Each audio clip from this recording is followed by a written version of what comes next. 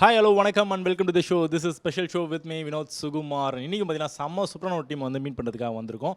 பருந்து அப்படின்ற ஒரு படம் வந்து ரிலீஸ் ஆகுது. ப்ரொமோஷனாக வந்து ஃபுல் ஃப்ளெஜில் இறங்கி பண்ணிட்டு இருக்காங்க. ஸோ ஓகே, அந்த படத்தோட டீமை மீட் பண்ணிடலாமே அப்படின்னு சொல்லி நானும் வந்து ரொம்ப நாளாக கெஞ்சி கூத்தாடி இன்றைக்கி வந்து கால் ஷீட்லாம் வந்து வாங்கி வச்சிருக்கிறோம். ஸ்பெஷல் கெஸ்ட்டாக வந்து நம்ம கங்கை அமரன் சார் வந்து ஜாயின் பண்ணியிருக்கிறாரு. அவரை பிடிக்கிறதே பெரிய விஷயம். இன்றைக்கி வந்து பிடிச்சி உட்கார வச்சுட்டோம். பேசிடலாம் வாங்க சார். வணக்கம் சார். இந்த படத்தோட எக்ஸ்பீரியன்ஸ் பற்றி ப்ளீஸ் சார். எனக்கு ரொம்ப பிடிச்சிருந்தது. ஆனால் இன்றைக்கி சொல்கிற அந்த இடத்துல அவர் நடிப்பார்னு எனக்கு தெரியாது.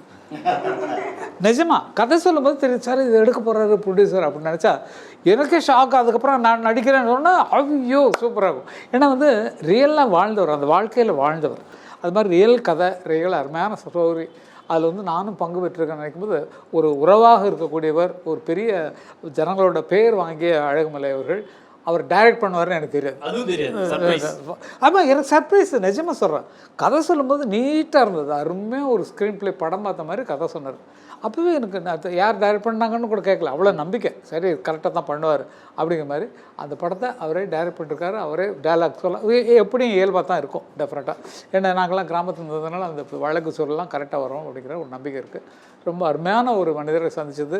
திரைப்பட உலகம் காஞ்சி கிடக்கு. புதிய ப்ரொடியூசர்கள் வருவாங்களா, யாராவது வருவாங்களா, வேலை தருவாங்களான்னு எல்லோரும் ஏங்கிட்டு இருக்கிற நேரத்தில் அவர் வந்தார். பல பேருக்கு வேலை கொடுத்தாரு. அவர் நினச்சதை நடத்தியே முடிப்பவன் நான் அப்படிங்கிற மாதிரி அவர் என்ன கதை நினைச்சாரோ அதை படமாக எடுத்து கொடுத்துருக்காரு. பார்க்க போகிறோம், மகிழ போகிறோம்.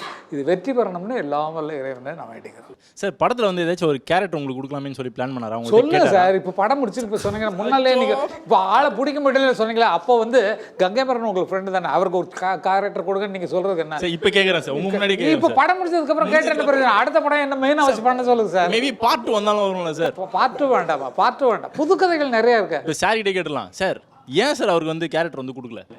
எப்படின்னா அப்பா வந்து பெரிய ஆசீர்வாதம் நமக்கு கிடைச்சது.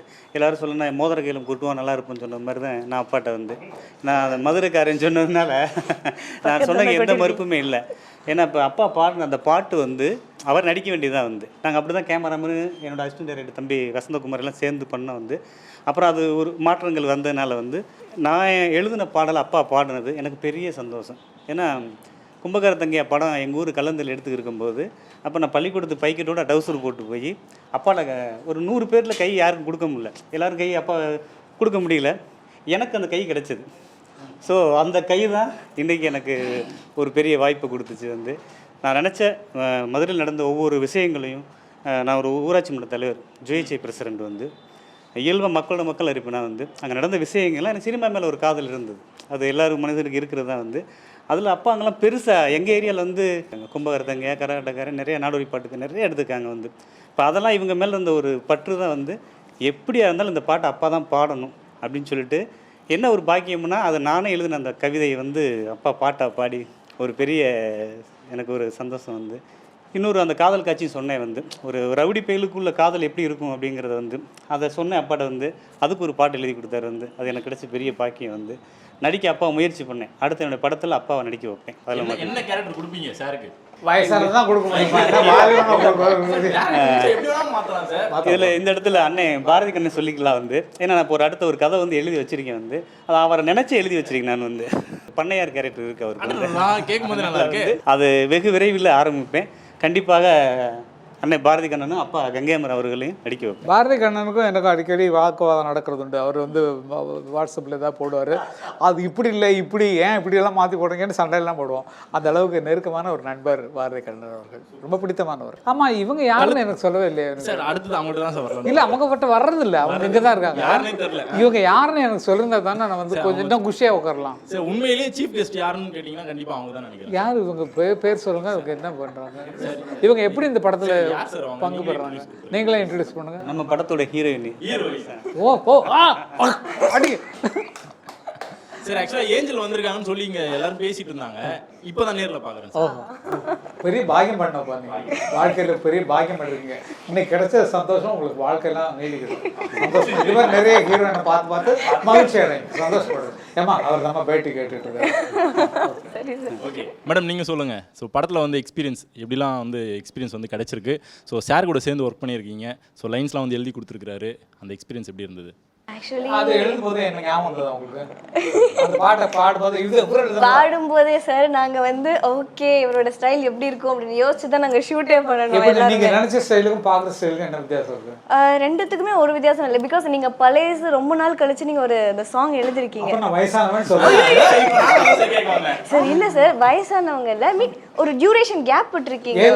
எதுக்கு அந்த கேப்? இப்பதான் எழுதிட்டு இருக்கல. இப்போ எழுத ஆரம்பிச்சிட்டீங்க. அப்ப எழுதல. அப்ப வந்து எழுதிட்டு தான் இருக்கேன். நீங்க அப்ப நடுவுல விட்டுட்டீங்க. விட்டுட்டு நீ தான் விட்டுட்ட. நான் அப்பவே எழுதிட்டே இருக்கேன். ட்ரெண்ட்லாம் இப்போ வந்த வார்த்தை. ட்ரெண்ட்லாம் அந்த வார்த்தை இல்லாத போட ட்ரெண்ட்ல இருந்தவ தான் எங்க சார். ஆமா எனக்கு தெரியாத சார் பத்தி எனக்கு சாரோட சாங்ஸ் நிறைய ரொம்ப பிடிக்கும். Very good very good very good. சொல்லுங்க. மாளிகையே ஏதோ ஒன்னு சொல்றாங்க. கேளு. Okay okay. நீங்க போட்டு கொடுக்கிறது ஏதோ வேலை பாக்குறாரு. சரி படத்தை பத்தி கேளுங்க. ஆக்சுவலி ரொம்பவே ஹாப்பியாக இருந்தது ஒர்க் பண்ணது. பிகாஸ் ஏன்னா சாரே டைரக்ஷன் பண்ணி ப்ரொடியூசராக இருந்து ப்ளஸ் ஆக்டராக இருந்து ப்ளஸ் எல்லாத்தையுமே மேனேஜ் பண்ணிக்கிட்டு ஆல் இன் ஆலாக சிங்கிளாக பண்ணார். ஸோ என்னை கேஸ்ட் பண்ணதுக்கு சாருக்கு ஒரு பிக் தேங்க்யூ சார். அண்ட் அதுக்கப்புறம் சாரோட சாங்கில் நான் ஒரு டான்ஸ் பண்ணி ஒரு சாங் பண்ணியிருக்கேன் அப்படின்றது இட்ஸ் மை ப்ளஷர். சார் ஒரு ப்ரொடியூசராக இருக்கிறது ரொம்ப டஃப்பான ஒரு ஜாப், டேரக்டராக இருக்கிறது இன்னொரு டஃப்பான ஒரு ஜாப், ஆக்டிங் இன்னொரு டஃப்பான ஜாப். மூணுத்தையுமே ஒன்றா சேர்ந்து ஒரே படத்தில் பண்ணியிருக்கீங்களே, எப்படி இருந்தது அந்த எக்ஸ்பீரியன்ஸ்? அவ்வளோ தைரியமான ஆள்.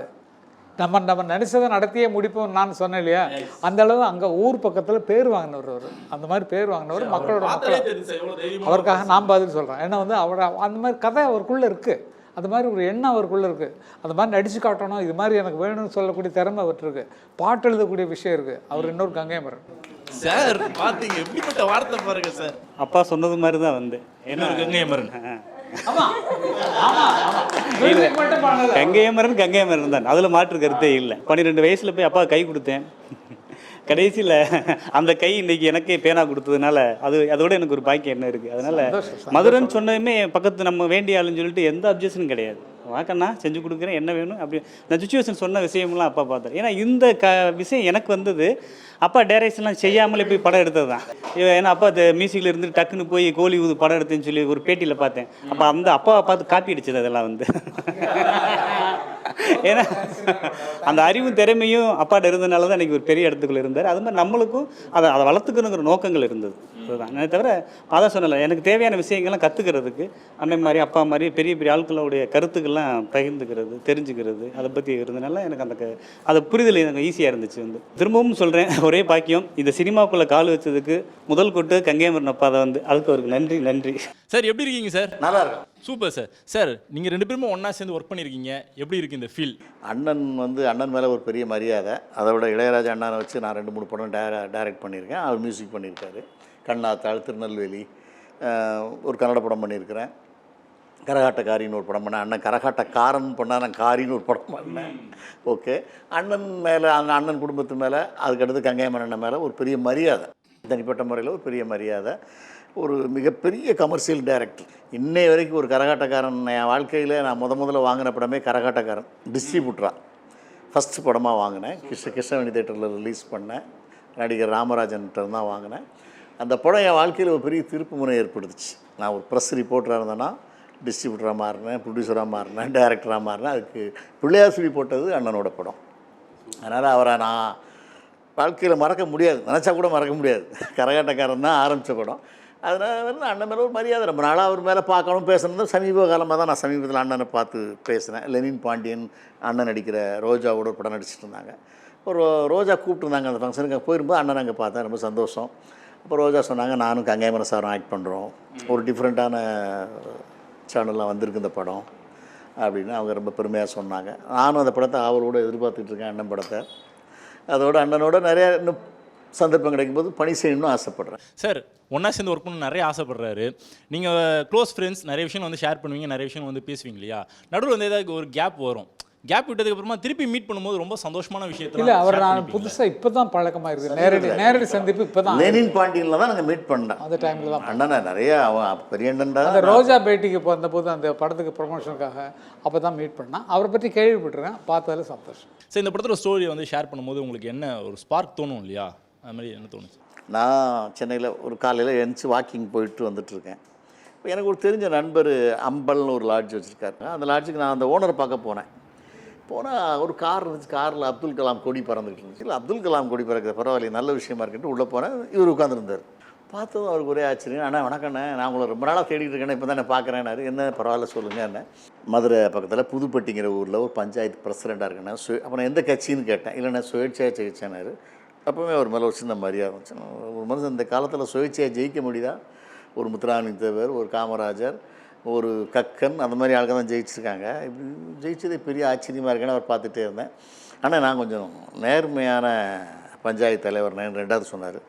அதை நீங்கள் சொல்லவே வேண்டாம், காரில் கட்டியிருக்க கொடியே சாட்சியாக நிற்கிது, அப்துல் கலாம் கொடியே சொல்லுது, அதனால் நீங்கள் அதை சொல்ல வேண்டாம், எனக்கு புரிஞ்சுக்கிட்டேன் அப்படின்னு. நான் வந்ததுமே டேரக்டர்னு கேட்டுக்கிட்டு இருக்கேன். கிடச்சிட்டு பார்த்தா இவர் தான் டேரக்டர் சொன்னாங்க. ஓ, கதை வசனம் பாடல் விட்டு மியூசிக் தான் பண்ணல, டைரக்ஷன் பண்ணிட்டாரு. பரவாயில்ல, ஒரு கிராமத்து மனிதர், அந்த கிராமிய மனம் வாசம் மண் வாசம் மாறாத ஒரு மனிதராக இருக்கார். உண்மையாக வாழ்கிறாரு. இந்த உலகத்திலே கஷ்டமானது உண்மையாக வாழ்கிறது தான். அந்த உண்மை அவர் வாழ்ந்துக்கிட்டு இருக்கிறது பெரிய விஷயம். அது அவருக்கு எந்தவித குறவும் வராமல் அவருடைய தர்மத்தின் வாழ்வுதனை சூதுகவும் இறுதியில் தர்மமே வெல்லுன்னு சொல்லுவாங்க. அந்த மாதிரி அவருக்கு இந்த படம் இறைவன் வெற்றியை கொடுக்கணும். ஏதோ ஒரு ரூபத்தில் அவர் போட்ட காசு நஷ்டம் வராமல் எஸ்கேப் ஆகிட்டாருப்பா அப்படிங்கிற ஒரு நிலைமை ஏற்படணுங்கிறது தான் என்னோடய ஆசை. ஒரு சிரிச்ச முகமான ஒரு கதாநாயகியாக இருக்காங்க. அந்த காலத்துலலாம் பார்க்கும்போது கேஆர் விஜயம்மாலாம் பார்த்தாலே ஒரு பளிர்னு இருக்கும், சிரிப்பாக இருப்பாங்க, ஒரு புன்னகை அரசின்னு சொல்லுவாங்க. அதுமாதிரி ஸ்னேகா அது மாதிரி இருந்தாங்க. அதுக்கடுத்து ஷார்மிஷாவும் ஒரு புன்னகையாக இருக்கிறாப்புல. அதனால் அந்த பொண்ணுடைய வாழ்க்கை ஃப்யூச்சர் ரொம்ப நல்லா இருக்கட்டும். இல்லாமல் இறைவன் அவங்களுக்கும் நல்ல ஒரு ஆசீர்வாதம் கொடுக்கட்டும். இந்த படம் அவங்களுக்கு ஒரு கேரியரில் ஒரு என்ட்ரியாக இருக்கட்டும். ராஜ் டிவி நேயர்களுக்கு என்னோடய தமிழ் புத்தாண்டு வாழ்த்துக்கள். அவங்கவுங்க வாழ்க்கையில் ஒவ்வொரு லட்சியங்கள், ஒரு கனவுகள் இருக்கட்டும். அந்த கனவுகள்லாம் நிறைவேறட்டும். இந்த புத்தாண்டு ஒரு அற்புதமான ஆண்டாக இருக்கட்டும். சினிமாவுக்கும் ஒரு விடிவு காலமாக இருக்கட்டும். வாழ்த்துக்கள். ஓகே, இந்த படத்தை வந்து நடித்து முடிச்சிருக்கீங்க. அடுத்ததாக எந்தெந்த ப்ராஜெக்ட்லாம் நடிக்க போகிறீங்க? என்ன மாதிரியான கதைக்களத்தில் வந்து நடிக்கணுன்றது ஆசை இருக்குது உங்களுக்கு?